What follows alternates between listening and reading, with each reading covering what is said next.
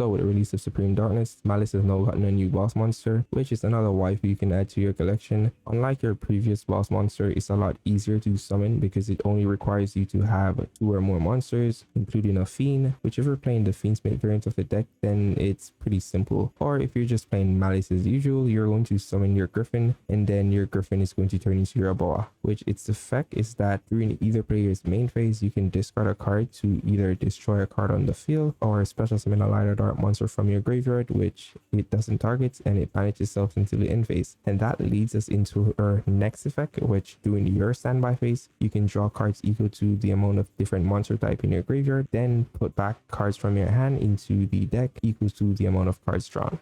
What's up guys, welcome back to the channel, and welcome if you're new here. I'm Don, and today we're taking a look at the Maliss combo lines to summon your A Bao A Qu, which is our new boss monster. So we're going mouse to banish the rabbit. Rabbit's going to set the trap. She's going to set TB11. Go into lizard, lizard banish mouse. Mouse is going to summon. We go into ransom. Ransom adds a field spell. Then we go TB11, banishing ransom to special chassis. Ransom is going to summon, banishing the Dotscaper from the deck, and then Dotscaper is going to summon. So at this point, if they do nibble us, it doesn't matter because we have Jessie that'll be in the grave that hasn't been banished before. And we can just banish her with the underground, and then you can just go up a splash mage play. Yes, you'll be locked into Cybers, but at least you get to summon your binder, which you'll be able to set the GWC or another trap from your deck. So now Decoder is going to use the effect to summon. We're not going to use binder's effect on summon because we're focusing on setting the GWC. We set the GWC. Now we're going to turn those two into Griffin. So the underground is going to banish the white binder. Binder is going to trigger to summon, draws a card, and now it's going to use this effect on summon to banish 3 cards from the grave. Chessie is going to trigger to summon. Then we turn the binder and the Griffin into a Bao A Qu. A Bao A Qu is a discard to reborn a non-link monster specifically because we want to make IP.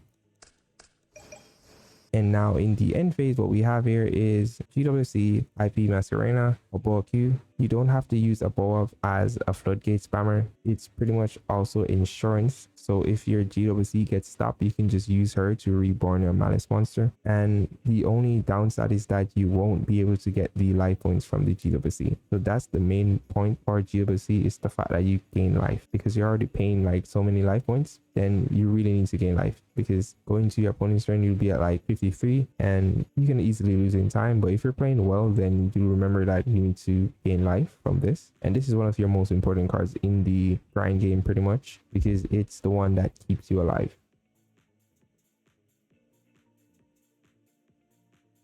Alright, so this would be a 2-card combo using one of the weaker Maliss. You could use a Bestial, but I like the Template Skipper a lot more because it doesn't activate to summon. You just need to have a Cybers Link monster so you can summon to its arrow. That means any one of your Link 3s or Lingoribo or Decoder. Also, the monster that it banishes, it takes the name of the monster. So it's technically a Maliss monster by extension if you have a Maliss in the grave. So we go Chessie, summon Decoder. We summon to Decoder zone, then we banish the Chessie. We go into ransom, so we say Decoder 1, ransom 2. Add the field spell. Decoder is going to summon. Then we go into SP. SP is going to banish the ransom because you don't want to use your field spell too early. Ransom is going to banish your rabbit instead of the Dotscaper. You could banish the Dotscaper and then turn your ransom and SP into the binder, but we want the TB11 early. So rabbit's going to set TB11. Then we turn rabbit and the SP into binder. We're going to use binder's effect to set the trap from the deck. Now we use TB11 to banish the binder. We summon our Dormouse. Summon the binder. We're going to use binder's effect here. Even though we already banished the other Maliss in the grave, we just want fuel. So if we summon, let's say, our Cryptor, we have cards to use to shuffle back into the deck to banish. So now we go Griffin. Griffin's going to discard. It just happens that we drew the Dotscaper, and if it was an actual game, then the Dotscaper would trigger and summon. So right here, the Griffin drews a card, and now we can go into a Boa. A Boa uses effect. We're going to reborn something. Reborn the Tempered Skipper. So now we can activate the field spell. We're going to banish the Dormouse from the grave. Dormouse is going to trigger because we haven't banished it for the turn. So right here, we're just going to go into our IP.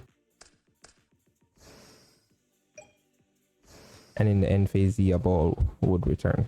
The 1-card combo gets us pretty much this and the GWC. And the 2-card combo gets us the same board, the GWC and a TB11 or any other card that you want to set back to the field. Let's say you use your Call by the Grave on something and you have it in the grave. You can just use your Griffin to set back the Call by the Grave. And you still have 3 cards remaining in hand, so you're still up.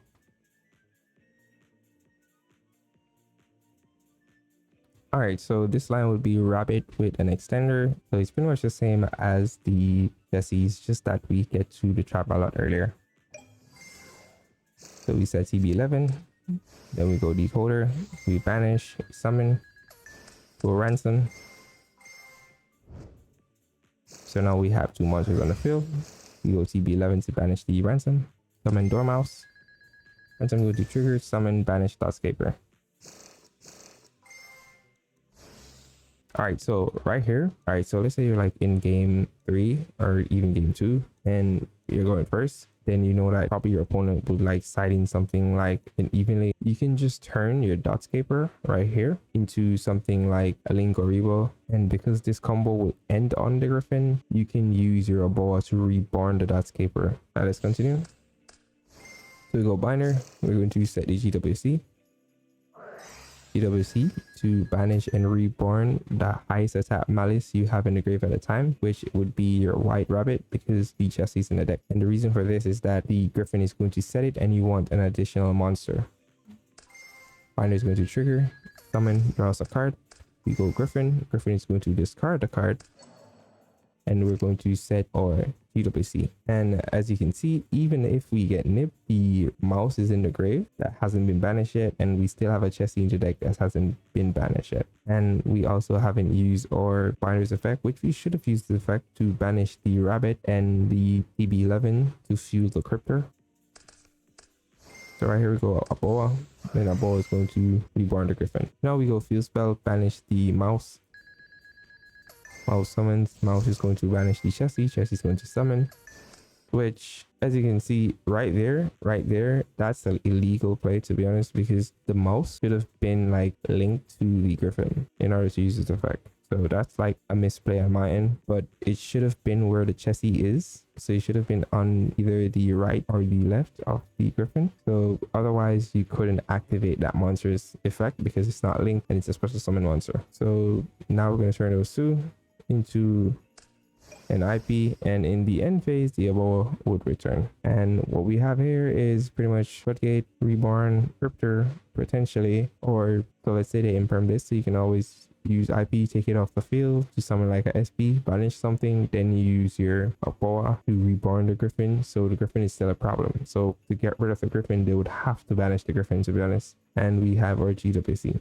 Unlike the other board that we ended with something like a TB11 along with the GWC and the 2 monsters, this time we end with 3 monsters. We could have summoned another monster and go Link or Rebo here, but you know.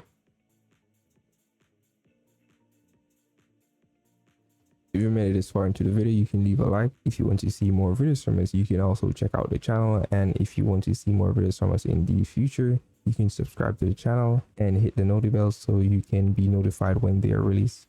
So there's nothing really much to say about the Maliss cards because we're just playing 3 of all the names and 2 of the field spell. I'd rather see the Chessie than the field spell to be honest, because I'd rather start off by summoning a monster. However, if push comes to shove and we need to add the field spell, the 1 terraforming doesn't really hurt, but I don't want to play like 1 terraforming and like 3 field spell. I don't really like that. So we're playing 1 of each bestial. A lot of persons are playing like multiples of the Juice Worm. The reason why I'm not playing multiples of the Juice Worm is that they're level 6 monsters. You can always break on them. What I am playing though is the to Silent Mining along with Tempest Skipper. Thing about this is it's a level 1 monster, it's a ciphers. You can always like clutch on it, to be honest. Also, your deck has a lot of normal summons, so the fact that you can go Silent Mining to like discard one and then you add something like a Template Skipper and summon it to like a Cyberse monster's Link Zone, then banish the monster that you discarded to turn this card essentially into a Maliss monster, because it takes the name of the monster that it banishes. So you banish a mouse, then it's technically a Maliss Dormouse. So you can use it as link material for any one of your link monsters. So that's really like the highlight of this card. Most persons don't play it, but that's okay. Everyone has their own style of playing. But I'm currently testing it out, and so far it hasn't really disappointed. It's also making me think of playing something like Anima, because it's a level 1, so you can use it for Anima plays. Seeing that we play Nip, so we can put the Nip token in the Anima zone and we can remove the token by using Anima. The 3 lore, it works well because we're playing the max amount of each name, the Pistiles along with our Tempest Skipper, because it's also dark. So our dark count is pretty high, because what we have right here is 13 pretty much, along with a 1 talent. So the hand traps here is 3 Droll, 3 Ash, 3 Nib, 3 Imperm. This is really for Mitsurugi, Mulch, and any deck that wants to spam. Side deck is we have Shifter plus Slayer, which should be Mesotronos. We have the Barrier and the Strikes. Extra deck, Access Code, Firewall, Aboa, Griffin, Cryptor, Ransom, Binder, SP, Splash, Lizard, IP, Phoenix, Linkoribo, Decoder, and the Link Spider. That's really hit, to be honest. So yeah, that'll be it for the video today, guys. See you guys next time.